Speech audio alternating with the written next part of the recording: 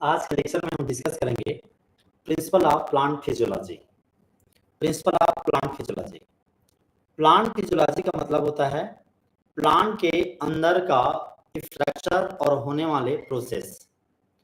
Plant जैसे हमारा शरीर है ना, तो हमारा शरीर के अंदर की कौन कौन से मैकेनिज्म हैं, क्या क्या प्रोसेस है, उस चीज को स्टडी करना वो हमारा फिजियोलॉजी हो जाएगा, ह्यूमन फिजियोलॉजी।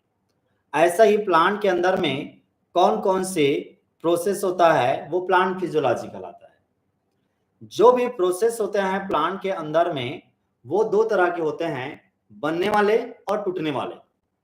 मेटाबॉलिज्म कहलाते हैं टोटल। बनने वाले प्रोसेस कैटाबॉलिज्म होते हैं और टूटने वाले प्रोसेस एनाबॉलिज्म होते हैं। तो कैटाबॉलिज्म और एनाबॉलिज्म दोनों मिलके क्या बना देते हैं, मेटाबॉलिज्म। मेटाबॉलिज्म कहलाते हैं। इन्हीं मेटाबॉलिज्म का स्टडी करना फिजियोलॉजी है। जैसे मैं आपको बताता हूं कि प्लांट के अंदर में बनने का काम कौन कौन सा होता है, कैटाबॉलिज्म प्रोसेस। तो यहाँ पे आपको फोटोसिंथेसिस दिखेगा, जो मेन कार्बोहाइड्रेट सिंथेसिस है। इसके अतिरिक्त प्रोटीन का, फैट का सिंथेसिस होगा। तो बनने का काम और टूटने का काम चलता है प्लांट के अंदर में, उसी के बारे में हम लोग समझेंगे। और प्रिंसिपल का मतलब होता है कि उनके कौन कौन से एस्पेक्ट हैं जिसको आप समझते हो, तो प्लांट के अंदर की प्रोसेस को समझ के ये तो सुनिश्चित कर पाओगे कि किस तरह का इन्वायरमेंट प्लांट की ग्रोथ के लिए अच्छा होता है। और प्लांट के ग्रोथ का सीधा संबंध है किससे, अधिक उत्पादन से। एक कृषि के आदमी को चाहिए क्या, अंततः अधिक उत्पादन चाहिए उस फसल से, उस क्रॉप प्लांट से। तो यदि उसके वो अंदर की फिजियोलॉजी को भी जानकारी रखेगा तो उसको उत्पादन और अच्छा होगा। यही सा प्लांट फिजियोलॉजी का उद्देश्य है कि हम क्यों पढ़ते हैं प्लांट फिजियोलॉजी को, उसके पीछे का एस्पेक्ट है। चलिए, पहले मैं लेक्चर में हिस्ट्री पोर्शन को डिस्कस करूंगा कि किस तरह से हम देखते हैं कि प्लांट फिजियोलॉजी के जो बड़े बड़े एक्सपर्ट हैं उन्होंने पहले ही प्लांट के बारे में डिस्कवरी किया और हिस्ट्री बनाया। तो हिस्ट्री पोर्शन देखते हैं। सबसे पहले ये शख्सियत है, इनका नाम है स्टीफन हेल्स। तो इन्हें ना फादर ऑफ प्लांट फिजियोलॉजी कहा जाता है। फादर ऑफ प्लांट फिजियोलॉजी क्यों कहा जाता है, क्योंकि ये शख्सियत वो हैं जिन्होंने सनलाइट, सूर्य से आने वाली प्रकाश और पत्तियों के बीच में क्या रिलेशनशिप है, इसको पहली बार स्थापित किया। इनका मानना था उन दिनों में कि प्लांट की पत्तियां हैं वो सूर्य की प्रकाश को लेकर के फोटोसिंथेसिस करते हैं, लेकिन वो उस समय में उसे फोटोसिंथेसिस नहीं कहा था। इनको केवल इतना ही पता चल पाया था स्टीफन हेल्स को कि पत्तियां हैं वो अपने शरीर को चलाती हैं सूर्य से आने वाले लाइट को यूज करके। और ये पहला था उस दिशा में बड़ा काम स्टीफन हेल्स को, इसीलिए इन्हें फादर ऑफ प्लांट फिजियोलॉजी कहा जाता है। इसके अतिरिक्त आप देखते हैं डुट्रोचेट। तो डुट्रोचेट इन्होंने क्या कंट्रीब्यूट किया था, ऑस्मोसिस को। ऑस्मोसिस क्या है ये 1826 में इन्होंने बताया था, और ऑस्मोसिस को एक्सपेरिमेंट करके बताया था कि जब भी कोई चीज, दो लिक्विड इस तरह से, ये एक लिक्विड है और ये दूसरा उसी लिक्विड का है, ये इस तरह का एक मेम्ब्रेन से, एक सेमी परमेबल मेम्ब्रेन से अलग है, इस तरह का। तो यहाँ पे इस तरफ वाले में ये पार्ट ए हो गया और पार्ट बी हो गया। पार्ट ए में जो चीज घुला है, मान के चलिए शक्कर घुला है, नमक घुला है, तो ये मान के चलिए शक्कर के मॉलिक्यूल हैं।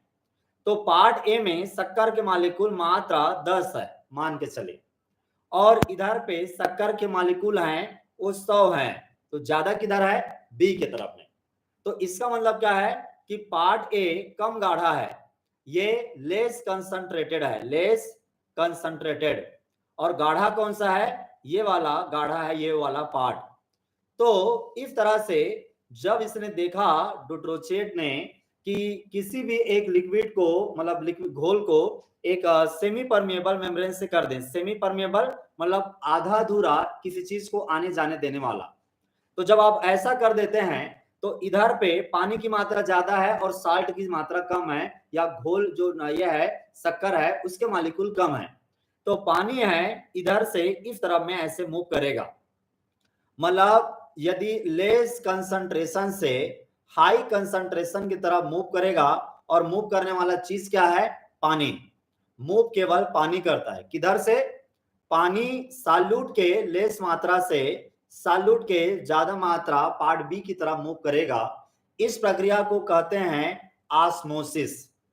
और यहाँ पे ये तभी पॉसिबल हुआ जब वो चीजें दोनों एक सेमी परमिएबल मेम्ब्रेन से ऐसे सेमी परमिएबल मेम्ब्रेन से अलग थलग हैं दोनों चीजें। समझ में आ गया? और जब ये पिक्चर बी बताता है कि जब यहाँ का पानी इधर चला गया तो इसका लेवल बढ़ जाएगा और इधर का लेवल खाली हो जाएगा। समझ में आ रहा है? ये सिनेरियो सीन 2 है, ये सीन 1 है। तो ऑस्मोसिस की एक ऐसा प्रक्रिया है जिसमें जो पानी है वो मूव करता है लो कंसंट्रेशन ऑफ सॉल्यूट से high concentration of the solute. और ऑस्मोसिस प्लांट के केस में इसलिए जरूरी है कि जब आप कोई प्लांट देखते हैं और प्लांट के अंदर का ये जो रूट है, ये जड़ है, ये पत्ती है, तो ये रूट मिट्टी के अंदर जो पानी होता है इसको अंदर लेने का काम इसी प्रक्रिया की वजह से कर पाता है। ये पहली बार ड्यूट्रोचेट ने ऑस्मोसिस को देखा और ये बताया कि प्लांट के अंदर पानी जो घुस पाता है उसके पीछे का कारण यही है। आई होप ये बात समझ में आया होगा। अब मैं आपको बताऊंगा एक शख्सियत है ब्लैकमैन। तो ब्लैकमैन एक ऐसे शख्सियत हैं, इन्होंने 1905 में कौन सा ईयर है जिस समय बंगाल विभाजन हुआ था, जिस समय में IRI का स्थापना, इंडियन एग्रीकल्चर रिसर्च इंस्टीट्यूट की स्थापना बिहार के इधर समस्तीपुर एरिया में जो नौलखा नाम का जगह था उस जगह में स्थापित हुआ था। बाद में वो बिहार से भूकंप आ गया उस जगह में, तो 1936 में न्यू दिल्ली में शिफ्ट हुआ। तो ये यही साल है। लेकिन यहाँ हम बात कर रहे हैं ब्लैकमैन ने क्या खोजा था उसी वर्ष में। और इस दौर को 1905 को गोल्डन पीरियड ऑफ एग्रीकल्चर भी कहते हैं क्योंकि IRI का स्थापना का समय है। तो ब्लैकमैन ने प्लांट के संबंध में एक थ्योरी दिया था। इस थ्योरी का नाम है optima and limiting factor theory. Law इसे कहते हैं लॉ ऑफ ऑप्टिमा या लॉ ऑफ लिमिटिंग फैक्टर भी कहते हैं। तो जैसे नाम तो आप जान गए कि ये जो है ब्लैकमैन ने ऑप्टिमा और लिमिटिंग फैक्टर का कॉन्सेप्ट दिया था। इसे प्रिंसिपल ऑफ लिमिटिंग फैक्टर या फिर प्रिंसिपल ऑफ ऑप्टिमा कहते हैं। और ये जुड़ा हुआ है किस चीज से? तो उत्तर है प्लांट के ग्रोथ से। अब मैं आपको बताऊंगा एक लाइन में कि ब्लैकमैन का एक बात मानना था कि जो प्लांट होते हैं वो प्लांट कई चीजों से, कई फैक्टर से गवर्न होते हैं। जैसे सूर्य से आने वाले रोशनी, इसे आप लाइट कह लीजिए। लाइट एक फैक्टर है। इस प्लांट के ग्रोथ के लिए लगने वाला महत्वपूर्ण फैक्टर है कार्बन डाइऑक्साइड गैस। इससे प्लांट का प्रभाव पड़ता है कि प्लांट कम ग्रोथ करेगा या कम, क्योंकि कार्बन डाइऑक्साइड प्लांट के ग्रोथ में होने वाले इंपॉर्टेंट प्रक्रिया फोटोसिंथेसिस का इंपॉर्टेंट सबस्ट्रेट है। इस प्रक्रिया में पानी की जरूरत पड़ती है, तो पानी भी जमीन से आता है और यह भी महत्वपूर्ण फैक्टर है। इसके अतिरिक्त प्लांट के ग्रोथ में कई तरह के न्यूट्रिएंट जरूरी होते हैं और हार्मोन्स भी। तो ये हम जानते हैं कि प्लांट के ग्रोथ में कई तरह के फैक्टर अपनी रोल अदा करते हैं सही ग्रोथ में। तो ब्लैकमैन का मानना था कि लगभग ये सारे जो फैक्टर है ना, इनको ऑप्टिमम कंडीशन में रहना जरूरी है, तभी प्लांट सही ग्रोथ पे पहुंचेगा। उनमें से एक भी फैक्टर लिमिट हो गया, कम हो गया, तो फिर प्लांट का ग्रोथ नहीं होगा। ये ब्लैकमैन का सिंपली कहना था, जिसे उन्होंने किस रूप में कहा? लॉ ऑफ ऑप्टिमा फैक्टर या फिर लॉ ऑफ लिमिटिंग फैक्टर। और इसमें ये मान के चलते हैं कि यदि आपने बाकी सारे फैक्टर को ऑप्टिमम मान लिया तो आप किसी एक फैक्टर की वजह से प्लांट के जो ग्रोथ में क्या चेंज आ रहा है इसको आप समझ पाओगे यदि आप लॉ ऑफ ऑप्टिमा या लॉ ऑफ लिमिटिंग फैक्टर के ज्ञान रखते हैं तो, क्योंकि उन्होंने यही बात कहा था। आगे आपको बताना चाहूंगा लिबेक। ये हैं लिबेक, ये जर्मनी से हैं और जर्मनी के एक जाने माने केमिस्ट्री के ज्ञाता थे। ये केमिस्ट्री के दो विधा होते हैं, एक इनऑर्गेनिक केमिस्ट्री और दूसरा ऑर्गेनिक। ये काम कर रहे थे किसमें? ऑर्गेनिक केमिस्ट्री में। ये इन्होंने ज्यादातर चीजें जो कार्बन से बने हुए केमिकल के बारे में स्टडी किया और इनका ना मेजर जो एरिया था वो प्लांट को यूज होने वाले न्यूट्रिएंट पे था। और वो सारे न्यूट्रिएंट हैं वो ज्यादातर ऑर्गेनिक इन नेचर थे। तो इन्होंने एक जैसे पौधा है, इस पौधे को लगने वाले जो भी न्यूट्रिएंट हैं इसको इन्होंने पाया कि न्यूट्रिएंट हैं। मतलब प्लांट जो चीज कंज्यूम करते हैं अपनी ग्रोथ के लिए वो क्या चीज है, न्यूट्रिएंट है। ये किसने पाया था, लिबिक ने। इसके पहले, लिबिक के पहले एक साइंटिस्ट थे जेथरो टूल। तो जेथरो टूल तो ये भी समझते थे कि जो पौधे हैं अपनी ग्रोथ के लिए मिट्टी के छोटे छोटे फाइन पार्टिकल खाते हैं, और इसीलिए उन्होंने ना मिट्टी को टिलेज कर करके फाइन पार्टिकल में कन्वर्ट करने के लिए कहा, और टिलेज शब्द का पहली बार उपयोग किया। उनको ये लगता था कि आसपास कुछ अन्य पौधे जो अनडिजायरेबल हैं, जिसको उन्होंने वीट कहा था जेथरो टूल ने, तो वो उनका मानना था कि वो मिट्टी खा जाएंगे। तो जेथरो टूल को लगता था कि प्लांट जो है मिट्टी खाते हैं, लेकिन ये पहले शख्सियत हैं लिबिक जिन्होंने बताया कि भाई प्लांट जो है ना न्यूट्रिएंट खाते हैं, और इन्होंने टोटल 9 या 10 न्यूट्रिएंट का नाम दिया था अपने टाइम पे, जिसको इन्होंने अनिवार्य प्लांट न्यूट्रिएंट कहा था, इसेंशियल प्लांट न्यूट्रिएंट। उसमें तो उन्होंने सोडियम काउंट कर दिया था, जबकि सोडियम आज की तारीख में इसेंशियल प्लांट न्यूट्रिएंट है, जो नया क्राइटेरिया अर्नान एंड स्टाउट ने दिया था उसके आधार पे। तो लिबिक है, इन्होंने 1943 में एक लॉ प्रपोज किया जिसका नाम है law of minimum. Law of minimum यानी मिनिमम होने का सिद्धांत इन्होंने दिया था, और अपनी लॉ को समझाने के लिए इन्होंने इस तरह का एक कंटेनर उपयोग किया था। इस कंटेनर को बैरल कहते हैं। क्या कहते हैं, बैरल। तो बैरल एक ऐसा कंटेनर होता है, तो ऐसा चीज होता है जिसमें ना लिक्विड मटेरियल रखा जाता है। जैसे बैरल में पेट्रोल रखा जाता है, बड़े स्केल में शराब रखा जाता है, तो ये इस तरह का ढोल जैसे दिखता है। और इसी बैरल को एग्जांपल लेते हुए लिबिक ने लॉ ऑफ मिनिमम को एक्सप्लेन कहा, और कहा कि जैसे एक बैरल है और बैरल में अलग अलग पट्टी से जुड़ के बना है, तो इन एक पट्टी को मान के चले इतने को आप एक कंपोनेंट मान लीजिए प्लांट के ग्रोथ का, और इसको एक दूसरा आप न्यूट्रिएंट मान लीजिए, इतने को आप नाइट्रोजन मान रहे हैं, इतना को कुछ और। तो इनको मानना था, सिंपल शब्दों में मैं बोलूं तो जो फैक्टर मिनिमम होता है वही सबसे ज्यादा प्लांट के ग्रोथ को अफेक्ट करता है। जैसे प्लांट के ग्रोथ में नाइट्रोजन की मात्रा ज्यादा पड़ती है, तो नाइट्रोजन का कमी पड़ जाएगा तो ज्यादा प्रॉब्लम नहीं आएगा, लेकिन जो माइक्रोन्यूट्रिएंट जिसकी प्लांट के शरीर में थोड़ी सी जरूरत पड़ती है, उनमें से भी थोड़ा सा भी कम हो जाए तो प्लांट को भारी नुकसान होता है। ये किसने कहा था, लॉ ऑफ मिनिमम या फिर बैरल कॉन्सेप्ट के रूप में लिबिक ने कहा था, और इन्होंने उस दौर में पहली बार इसेंशियल प्लांट न्यूट्रिएंट के कॉन्सेप्ट को न्यू रखा था कि प्लांट न्यूट्रिएंट खाते हैं। अब आता है 1937 में, ये एक शख्सियत है, नाम है रॉबिन हिल। हिल का संबंध है कि सूर्य की रोशनी है, सनलाइट, ये किस तरह से प्लांट के पत्तियों में ऐसा पड़ता है, और जो फोटोसिंथेसिस का पहला स्टेप है जिसे लाइट रिएक्शन कहते हैं, उस प्रक्रिया में लाइट की जरूरत पड़ती है, इसकी इन्होंने व्याख्या की थी। किस चीज का, फोटोसिंथेसिस, जिसमें कार्बोहाइड्रेट का निर्माण होता है पत्तियों में। वो दो रिएक्शन, एक होता है लाइट रिएक्शन और दूसरा होता है डार्क रिएक्शन। तो लाइट रिएक्शन की प्रक्रिया में क्या क्या होता है, इस चीज का जिक्र किसने किया था, हिल ने किया था, कि लाइट रिएक्शन पहला स्टेप है, इसका बताया था रॉबिन हिल ने। लाइट रिएक्शन क्या है, I will explain in the coming lecture, photosynthesis वाले में डील करूंगा। अब आपको बताना चाहूंगा मैं कि 1939 में अर्नान एंड स्टाउट का काम। तो अर्नान एंड स्टाउट ये हैं अर्नान, इन्होंने महत्वपूर्ण चीज दिया कि प्लांट के बॉडी में लगने वाले जितने भी न्यूट्रिएंट हैं, तब पता चल गया था कि प्लांट के बॉडी के ग्रोथ के लिए नाइट्रोजन चाहिए, पोटेशियम चाहिए और फास्फोरस चाहिए, अन्य और माइक्रोन्यूट्रिएंट चाहिए जो मिट्टी से प्राप्त होते हैं प्लांट को।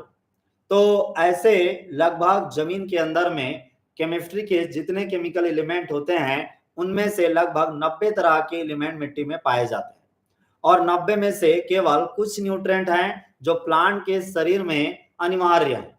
तो कौन कौन से न्यूट्रिएंट इसेंशियल हैं प्लांट के बॉडी के लिए, ये इसेंशियलिटी कहना या इसेंशियल कहना, ये 3 क्राइटेरिया के आधार पे किसी भी न्यूट्रिएंट को, एलिमेंट को इसेंशियल प्लांट न्यूट्रिएंट कहते हैं। और ये जो 3 क्राइटेरिया है ये किसने दिया था? अर्नान एंड स्टाउट ने। मैं इसे एक्सप्लेन करूंगा कि अर्नान एंड स्टाउट ने जो क्राइटेरिया दिया था, 3 क्राइटेरिया, वो क्या थे और इस क्राइटेरिया पे केवल 17 न्यूट्रिएंट इसमें अपने आप को साबित कर पाए कि हम इन तीनों क्राइटेरिया को पूरा कर रहे हैं। तो आज के तारीख में एसेंशियल प्लांट न्यूट्रिएंट की टोटल संख्या 17 है ऑल प्लांट के लिए, लेकिन जितने भी लेग्यूम है, पल्स है, चिकपी है, उनमें एक कोबाल्ट अलग से है। तो इस तरह से टोटल उसमें 18 हो जाएगा, किसमें? पल्सेस में। बाकी सब में 17 प्लांट न्यूट्रिएंट है। अब आपको एक और कॉन्सेप्ट बताता हूं। डीजे वाटसन ने लीफ एरिया इंडेक्स का कॉन्सेप्ट दिया। देखिए, किसी भी प्लांट का पत्ती बड़ा होता है तो एरिया ज्यादा है, और राइस का पत्ती ऐसा लंबा होता है तो इसका एरिया कम होता है। पत्ती का एरिया सीधा सीधा सूर्य के रोशनी पड़ने का एरिया को बताता है। चौड़ी पत्ती में ज्यादा लाइट पड़ती है और सकरी पत्ती में कम लाइट पड़ती है। तो ओवरऑल आप ये कह सकते हैं कि ये चौड़ी पत्ती वाले हैं, ये फोटोसिंथेसिस ज्यादा एरिया में कर पाते हैं और ये वाले कम एरिया में कर पाते हैं। तो ओवरऑल लीफ का एरिया प्लांट के ग्रोथ को बताता है। तो हमें लीफ का एरिया कई जगह में यूज आते हैं और ये वाटसन ने दिया था। इसके बाद एक महत्वपूर्ण मशीन है, इसका खोज ये है इर्गा, नाम है मशीन का इर्गा, जैसे कमर में बांध के रखे हैं ना, ये इर्गा मशीन है।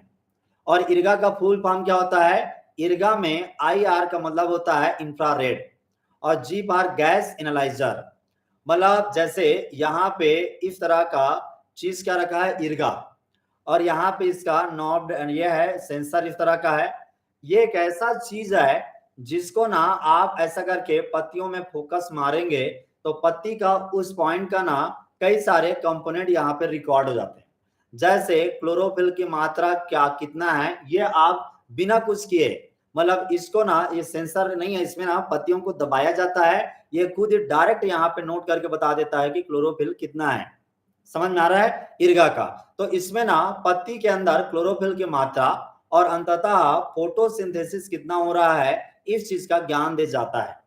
नहीं तो लीफ में क्लोरोफिल की मात्रा क्या है, इसके लिए पत्तियों को तोड़ के पहले निचोड़ के उसका घोल बनाया जाता है और उसके एक्सट्रैक्ट से बाद में कहीं जाकर के ये हम तय कर पाते हैं कि कितना उसके अंदर क्लोरोफिल है। कई सारे मशीन, और उसमें टाइम लगता है, और इस प्रक्रिया में कोई टाइम नहीं लगता। तो इर्गा प्लांट फिजियोलॉजी की दिशा में एक महत्वपूर्ण डिवाइस है। फिर आपको बताऊंगा कि मोन्सी एंड सेकी ने 1953 में लाइट इंटरसेप्शन कोफिशिएंट दिया था। यह है मोन्सी एंड सेकी। इन्होंने कहा था कि सूर्य से आने वाली रोशनी है, इसका कितना % पत्तियों में शोषित कर लिया जाता है, इसके बारे में अपनी बात रखा था। फिर है मेल्विन केल्विन। केल्विन शब्द याद रखो, M केल्विन। तो यह है केल्विन, इनका क्या कंट्रीब्यूशन है?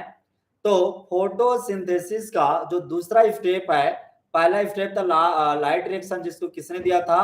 हिल ने। दूसरा जो स्टेज है डार्क रिएक्शन। तो डार्क रिएक्शन अलग अलग पौधों में अलग अलग होता है। कुछ पौधों में C3 साइकिल पूरा करते हुए डार्क रिएक्शन होता है, कुछ में C4 पूरा करते हुए डार्क रिएक्शन होता है, और कुछ में क्रेसुलेशन एसिड मेटाबॉलिज्म ढंग से डार्क रिएक्शन होता है। तो जो केल्विन है, इन्होंने ना C3 ढंग से, मतलब C3 को कहते हैं केल्विन साइकिल भी कहते हैं, CC यानी केल्विन साइकिल।